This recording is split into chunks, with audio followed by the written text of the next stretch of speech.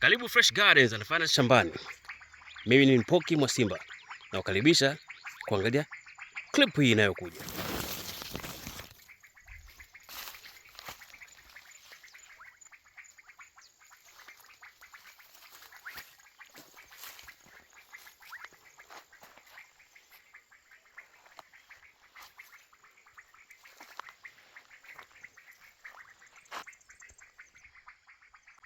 Tunakoelekea sasa ni kutengeneza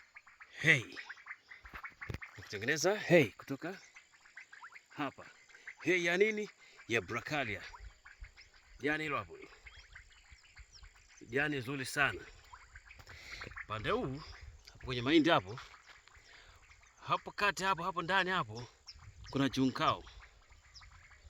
Tumefanya intercropping ya junkao na mahindi. Tulichokifanya hapo ni kwamba tulianza kupanda mahindi kwanza, yakasogea then tukaweka junkao. Junkao sasa hivi hapa inafika kwenye magoti, lakini mahindi yashatoa toto, so soon tunavuna. Eneo itabaki kwa ajili ya junkao, kwa ajili ya malisho. Sasa mfugaji, inapendeza sana wewe kujipanga kimalisho. Usifuge tu kimazoea, kutakuponza. Hii hapa hii ni Bracharia hay.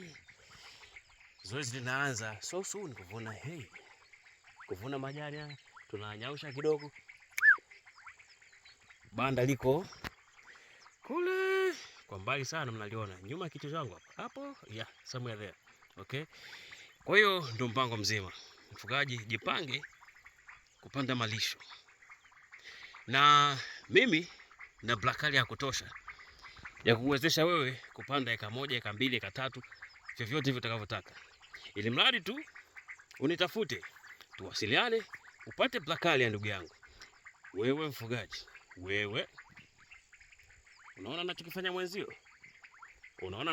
mwenzio? Kwa nini wewe usifanye?